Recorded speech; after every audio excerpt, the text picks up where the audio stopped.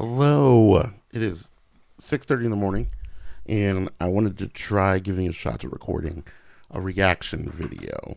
Um, I've been super interested in this saga with Queen Pwn's a lot, killing Altreon and Monster Hunter World.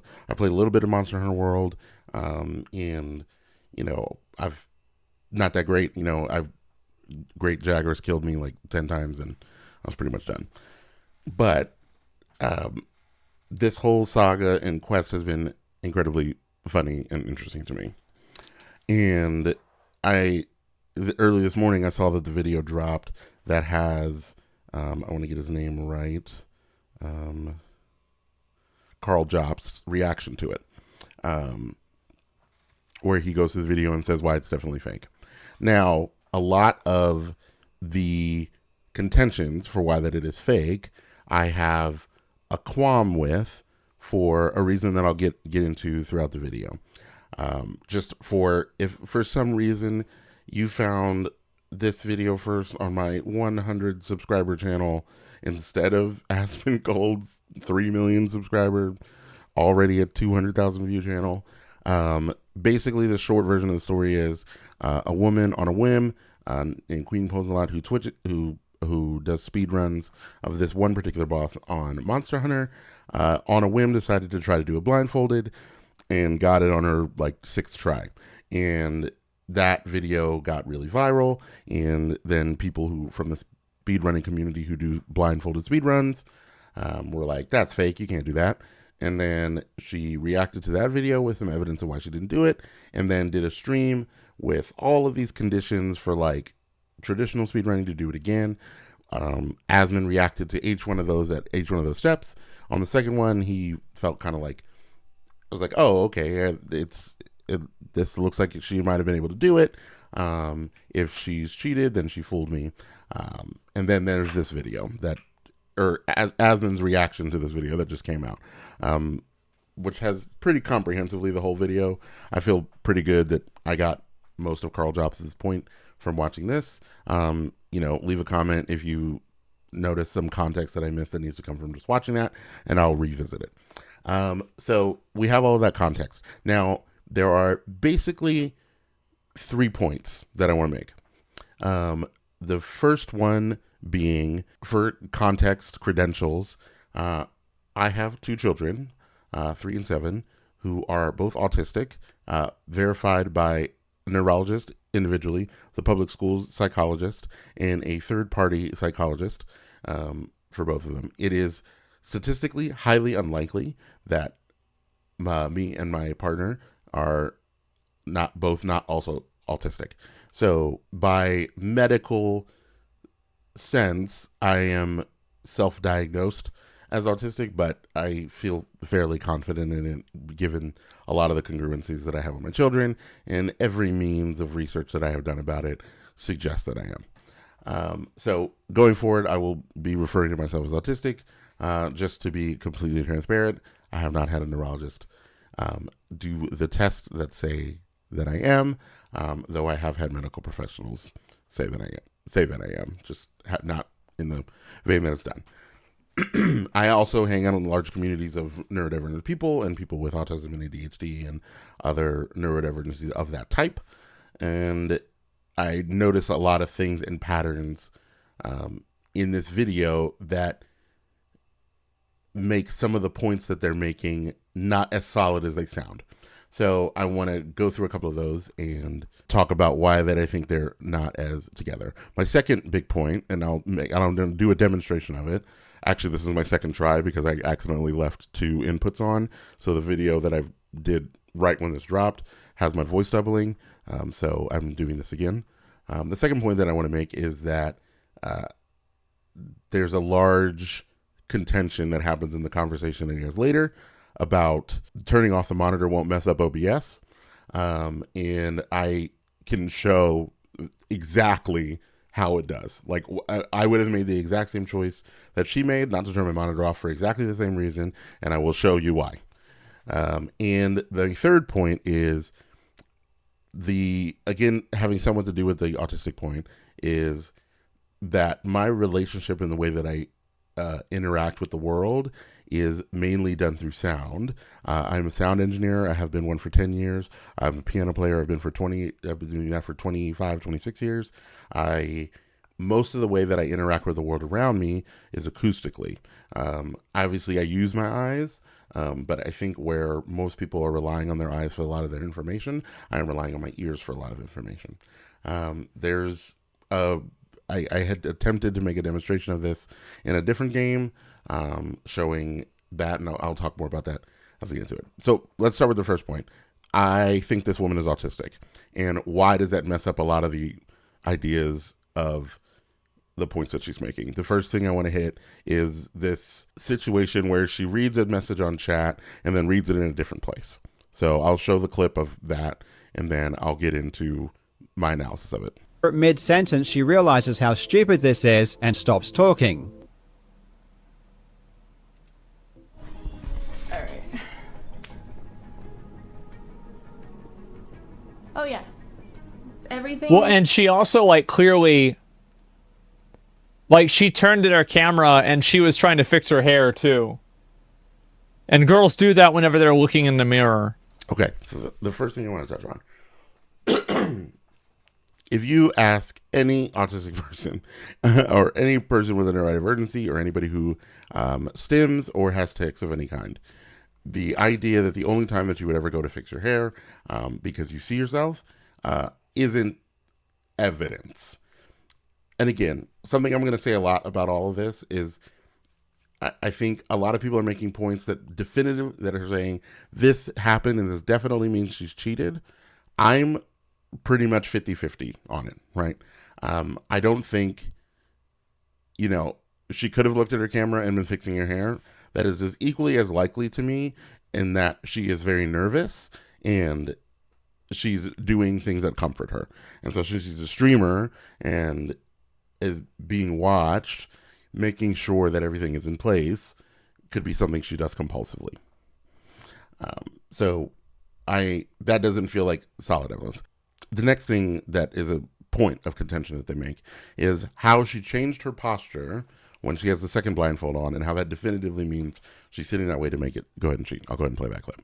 On top of wearing her blindfold very loosely, Queen Pwnsalot also sits back in her chair and looks up in an unnatural way. This is to get a better viewing angle. Before her attempt with the new blindfold, she had spent around 1 hour playing with her old blindfold over multiple days. She's looking weeks. down. And for that entire time, she always sat like this. She was leaning forward and looking directly in front of her. This is because while her blindfold was partially obscuring her sight, she could see straight through it and was looking at the monitor directly in front of her. With the new blindfold, she can't see through the front of it, which is why she has now completely changed her sitting position. So and you can see even with, like, compared to the other guy, hers is even farther up. See down and to the side. This is not a normal way to sit. And when I watched this is the first thing that I saw and the first thing that I noticed. So in the clip that they show where she has the original blindfold on, I want you to watch her lips. For her attempt with the new blindfold, she had spent around 1 hour playing with her old blindfold over multiple days. And she's looking down. And for that entire This little pursing of the lips that she does, that happens there. So this reads to me as a stim, something that she does compulsively on a regular basis to soothe or comfort herself, or because she's not thinking about what her face is doing. She does that once in the span of 10 seconds while she has this blindfold on. entire time, she always sat like this. She was leaning forward and looking directly in front of her. This is because while her blindfold was partially obscuring her sight, she could see straight through it and was looking at the monitor directly in front of her. With the new blindfold, she can't see. Now I'm going to count how many times she does it in this new position, and I'll make the point of why I'm making it in a second. Through the front of it, which is why she has now completely changed her sitting position, so she you can see even with, like, compared to the other guy, hers is even farther up. See down and to the side. 2. This is not a normal way to sit. 3. And world-class blindfold. So that she does that repeatedly in the new position reads to me as like she's in an uncomfortable situation and she is resorting to stims that help soothe and regulator, which makes sense. The first video she was at 200 views. The one before this one has a lot more, and the world is basically watching because we got international attention from it. So something that I would compared to the other guy, something that I want to explain, right? Like I'm making this bigger so I can make an example. So one of the things that is true for my experience of autism, because I don't want to speak for everybody, is generally when I do something, like when I do action A, I do that because I think that's the right thing to do. If then I find out that it's the wrong thing, or someone doesn't like it, or someone expected me to do something else, I think what happens with Autistic, or someone who's not autistic, or a neurotypical person, what happens is they pick something else. They reach into a bag of other choices they can do societally, and then they do the thing that they pull out. And an experience that I have, and I feel that I've heard from autistic people, is when I do the first thing and you tell me that it's not that thing, then I dump the entire bag of every choice on the table and I frantically sift through it until I can figure out what the right thing is. What that looks like in real life is, if I'm sitting like this and then you tell me that, like, oh, that's an inappropriate way to be sitting, then what happens in my head isn't just, oh, they must mean I need to sit up straight, and I would just pick a sit up straight position. What happens in my head is like, oh, do they mean sit up like this? Do they mean sit up like this? Do they mean sit up like this? Do they mean, oh, I'm facing the wrong direction? Am I supposed to be doing this other thing? Am I supposed to be doing this other thing? Which of the situations is correct? Because I can't process what is wrong with this position. And it's just some rules someone made up that I shouldn't be doing here. And since I don't have a concrete thing to grab onto on why it is important for me to sit up, then I just go through every permutation of where I can put my body. And that's an expensive process, right? That takes a lot of brain power. If I'm doing something really important or something that I'm focusing on, the process of where I am deciding what my face should look like, I just don't do, right? I will move to a static position. So, like, he makes a point later where, actually, I'll just go ahead and play it. Sure. Whenever you're under a stress response, your body reacts differently. You position yourself differently. In the very first run, when she's wearing the first blindfold, it was a carefree run on stream done with friends for a random, hey, I wonder if I can do this. It was a completely different circumstance. My understanding of the psychological body language, whenever that happens, people usually actually huddle up more to protect their mid body, because that's where your organs are. That's where So if I'm in a situation where I need to really concentrate on something, I remove the processes that are expensive, like masking processes. So if I'm stressed out and I need to be able to understand and observe situations in front of me, I will stop working on my face. So it is more likely that when I am stressed, I will be very still and dead-faced and not move, which is very similar to the position she's sitting up in now. And this is also quantified by the fact that something that looks like a stim to me, because I also saw that when she did in a different video, the lip pursing thing. And it is also a stim that my youngest child does. So that she does it multiple times in 10 seconds in the higher stress situation when she's focusing on killing the boss. And the smile face that she's making looks like a masked smile. Tells me that she is just picking a default face and stimming through it, and that's why she's sitting up stressed and things like that. Now, again, this is like I'm saying, I'm not saying that this means she didn't cheat. I'm saying it's just as likely that she's sitting up that way so she has more space under her eyes and on the sides so she can look at a monitor she's cheating, or she's stimming and being still and like just having being somewhat overwhelmed and diverting the attention away from like where she's placing her body. Okay, and the last one that I want to make, and the last point that I want to make on the maybe this person is autistic case is this reading the text and looking across the monitor and panicking and freaking out. There's a conversation when you're talking about a behavior antecedent, right? Which is why did I do what I just did? And there's 4 reasons, right? There's access, which is you want something or you want to be able to get something. There's attention. You're doing it to seek attention so somebody will pay attention to you. Escape. You want to stop doing the thing that you're trying to do. And automatic, which automatic means something you do compulsively that has no reason, that has no behavior, or it's something that you do repetitively. So the behavior of looking over to chat and reading that was an automatic behavior. And a thing that autistic people struggle with is when an automatic behavior, which is something that doesn't have a concrete foundation or a concrete stimulus that makes that happen, when they are presented with that thing you did, you shouldn't have done, they go through that process that I described of being like, they dump the whole bag of choices on the table and they try to figure it out. And again, I'm not speaking for all autistic people. Obviously, I only have deep knowledge of my own and my children. But from what I've heard in conversations I've had, something similar occurs. So she reads chat every day. She reads chat on the right monitor every day. From listening to the whole video, it seems that the setup was the left two monitors had covered, the right monitor was open, and it was open with a third-party Twitch chat app called Chatty.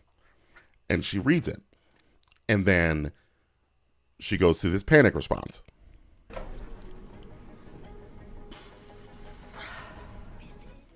Now, that looks very familiar to me and the neurodivergent people. And what that looks like to me when I first saw that was I just did an automatic thing, read chat from the right side. And currently the situation that she is in, that she is obviously stressed, is that let's work under the premise that she can do this. She did it. Everybody said she couldn't do it because of the way that she did it. And like your blindfold is a lie, and the way that you're doing this is a lie, and you need to fix all of these different things. So now she comes to this stream attempting to appease all those things. All of the choices are on the table that she's shifting through of all the things she needs to do right to prove that she can do this thing that she knows she can do. Assuming that she can do it, she is now under the situation where she would be analyzing every single action that she does and then trying to make sure that that doesn't become another thing someone says is wrong. So when she looks at the right monitor and during that whole panic response, she realizes, oh no, now that's the monitor that people can't see. I just read a piece of chat from that. Well, people are going to think that's that. Do I explain that Chatty's on that monitor? Do I get up and I turn my monitor to go and look at that? Is that going to be an over evidence of everything that I've done? Do I just keep reading it? I've already stopped talking for 9 seconds. I need to come up with something to do, which is all of those hand movements and all of those things, and then makes the choice to try to read it from the left side of her monitor, right? Which I can't tell what's on that monitor from this picture. There's a pretty definitive picture that OBS was on her center monitor at some point. There's the clicking and dragging of some program to a right monitor. There's the case that it's definitely OBS because of the hair fixing, but we've already talked about that. But I'm on the fence of, yeah, she has OBS over there and she saw her face and she fixed her hair because that's what she does when she sees her face. And then read chat right after that and then realized, oh no, I got caught, panicked, and then tried to hide it. Or she read chat on her right monitor, legitimately, no funny business, and then thought, oh no, how do I explain that what I'm doing isn't cheating? I'm just going to try to look somewhere else for it and try not to deal with it and move on. And that ends up looking like this After panicking and stumbly thinking moment. for 10 seconds, she tries to fix this mistake and pretends she read the message from the monitor on the left. Oh yeah. Everything will be unedited.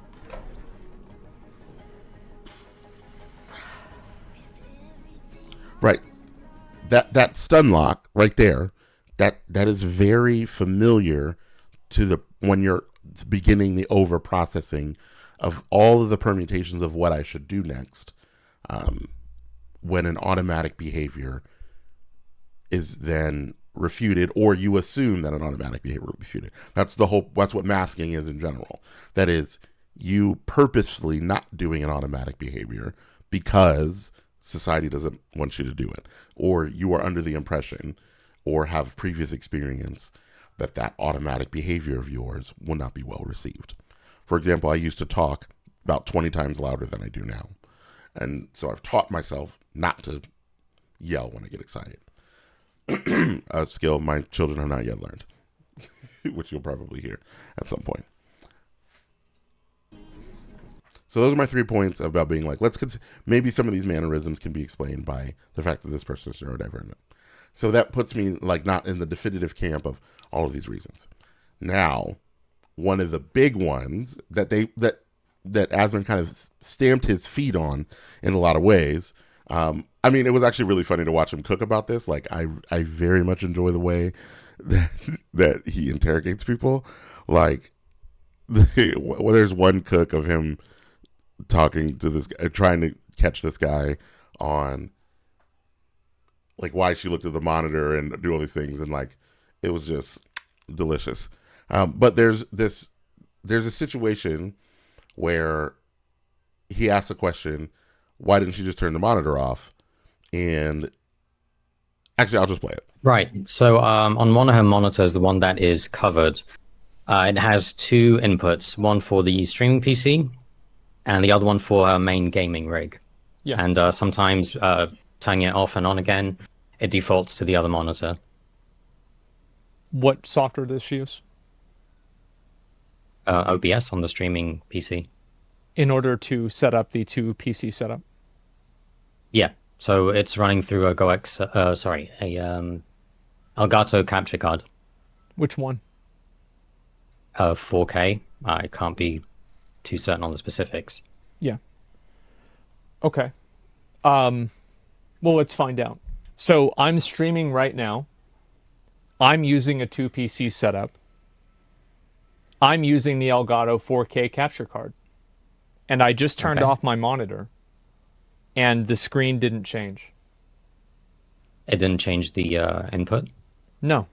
Why would it? No. And what do you mean by the input? One is on HDMI cable, and another one is DisplayPort, I believe. Mm-hmm. No, it does not change the input at all in any capacity. As you can see, I can move my mouse around, and it's kind of hard to tell, but there's my screen. I don't know if you can tell right from there. And then there's the blank monitor, and then on the other side, there's the chat.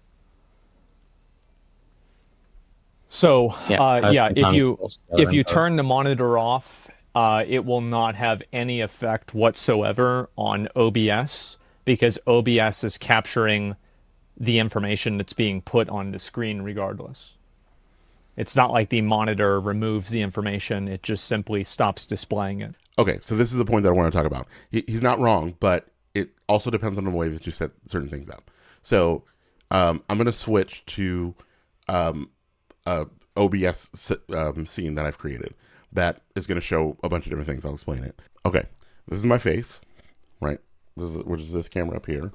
There's another camera that I have up there that's pointing at the entirety of my desk. You can see my monitor here. That my right one has OBS. My left one has the video, what I'm using to capture it. The bottom 2 are representations of both of those screens. These are 2 display captures, right?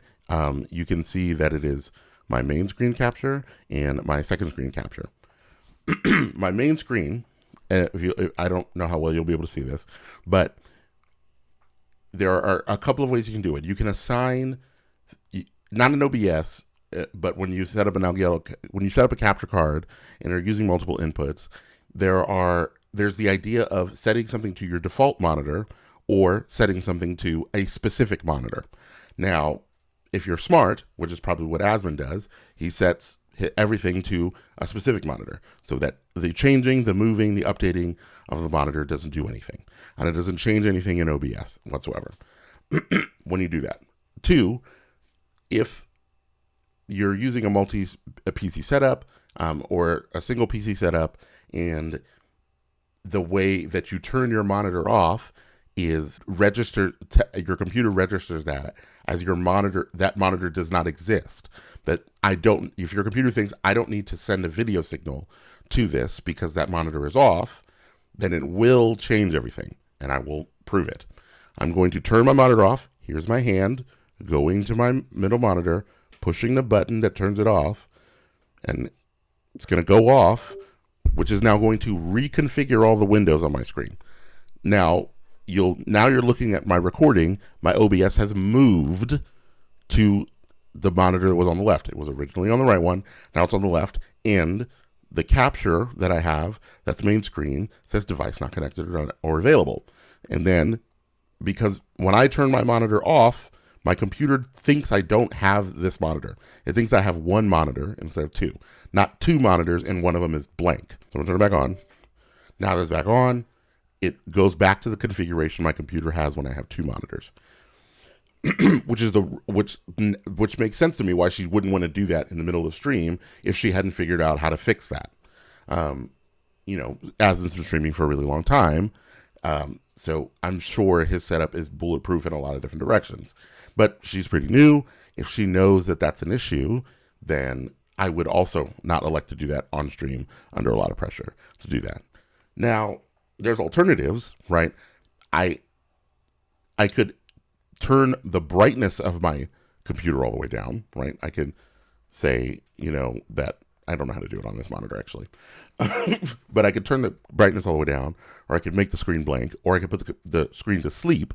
If I put the screen to sleep, that won't happen because my computer still registers this monitor as part of my computer. It doesn't register it when I turn it completely off. So the case that he's making that it definitely can't do that whole situation is a lie, isn't exactly accurate. Now, honestly, the conversation with these dudes that come to her rescue and that she's not coming on the call to talk about it, I don't love, right? That seems suspicious, especially some of the things that they say are like, the last thing that I want to talk about, the thing I was talking about taking information visually and taking information acoustically. So I'm much more uncomfortable in places where I can't hear than in places where I can't see. I tried to demonstrate this in a video game, but I actually messed it up, and my audio is bad for it. So the concept I'm going to try to display here.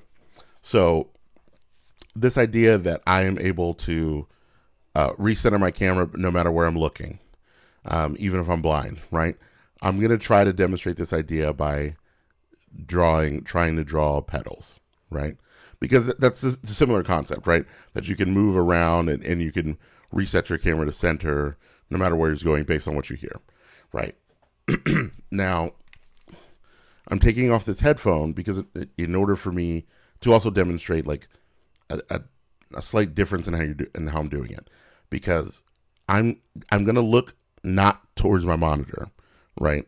I can still kind of see, but I need to rehearse this a little bit to try to also get the similar situation with which, something that she's done 1,000 times over, she can suddenly do it blindfolded, even though that should be the most important piece of information she needs in order to replicate it. And I want to demonstrate that maybe that isn't the most important information she needs. Maybe she's like me, and actually the primary information is the acoustic information that she gathers from the situation. So I am going to, with only looking out of the corner of my eye, practice drawing this pedal, because what I want to rehearse, where I want to store my muscle memory, is not exactly what it looks like, right? I want to store in my muscle memory what it sounds like, right? So I'm just gonna draw a few of those. I'm gonna look directly at it a few times, and what I'm storing in my muscle memory is the sound that my mouse is making on the table, not what it looks like.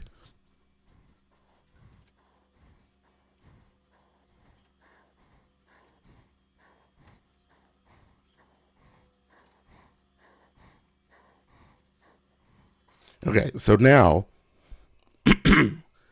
I have an experience which is known as auditory tactile synesthesia, which means that things I can hear, certain variations and limited forms of, I can hear what I'm touching, and I can feel what I'm hearing, right? So now the drawing of that circle to draw it, the primary like experience that I have of doing it is not looking at it. It is the sound that my mouse makes when I do it. So when I think about how to do it, what's primarily in my head is whoa whoosh, whoa whoosh, whoa whoosh, whoa whoosh. That rotates across the sound of my table, right? I don't know if you could hear it in the microphone, but that's what's the primary thing. So now I know where my mouse is currently where it's at. I'm going to close my eyes. Right. And obviously not perfect, right? But after trying to draw it a few times, downloading the idea of where it is in my hand and hearing that sound, I'm able to replicate it, right?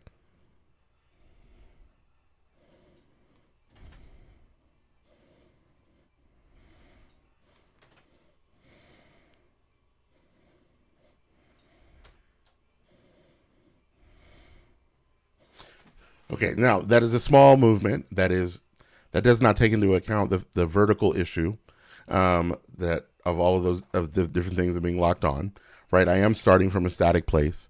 There are lots of things that are different. I'm doing this example to demonstrate that like there's a couple of puzzle pieces that can be put together that create a unique situation. Like for example, my oldest. If I ask her, how was your day? She won't answer me. Or she will respond word for word from a different show that has someone asked the question, how was your day? And flawlessly. I don't know if you're fans of Hamilton, but she listens to Hamilton every day. She knows every single word to every single song, through and through. And she doesn't know it like she reads the words. She knows it because of its melodic movement, right? So when she says like hello to me, she sings it the same way every time. So she doesn't just go thank you dad. She always goes thank you dad, because that's how they do it in the show that she watches. And so the way that she is memorizing things is based upon its acoustic form. I am confident that you could show my child an entire movie one time and she would be able to recite almost the entirety of that movie word for word, and in exactly the same tonality as all the characters in the movie, if it was interesting enough to her. If it's not interesting, she's not gonna give a shit. But if it's interesting, she will have memorized it. If someone told me that like she cheated, she's reading a piece of things, she can't do it blindfolded, she's looking down through a piece of thing, I would probably act like these gentlemen, right? I would be like, no, she can do it. I believe it. I will bet money on it. I'm certain. I know for a fact. You tell me whatever we need to do to prove it. Write them all down. Write every condition possible that it's going to be able to be done, because I know for a fact that it is an actual thing that she can do. And it's not even something that she realizes is odd or not something that everybody can do. I think that this woman could be in that same situation where she's autistic. She has a different, her primary intake of the world around her is acoustic or tactile in some fashion. This is something that she has done repetitively tons of time, because, autistic people enjoy the process of playing video games. And like Karljobst even makes the joke in his video where, you underestimate the power of autistic speedrunners. And, it's the reason that joke exists is because to do the same exact thing over and over and over to its best efficiency,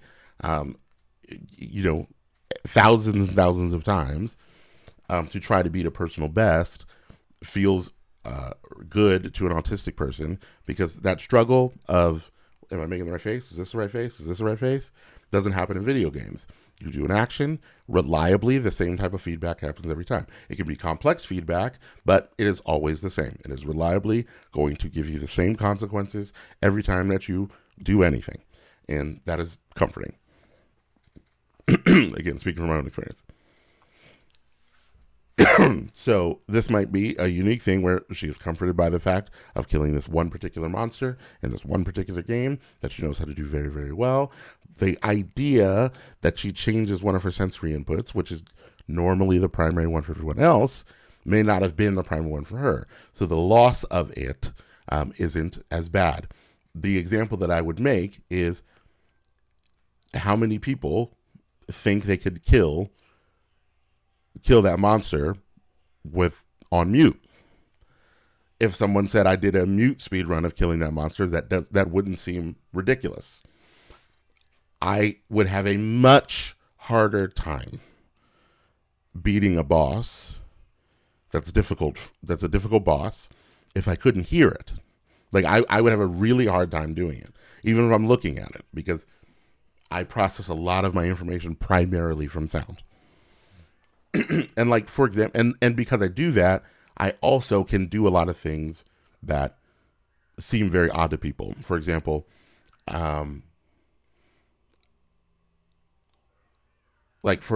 if you've ever experienced like audio slippage, if you're doing audio editing, sometimes the video that you recorded and the audio you recorded on a different mic aren't lined up, and you need to line them up. And I've done that for years, and I've done it a ton of times. And at one point in time, I go on my friend's stream and it's slipping.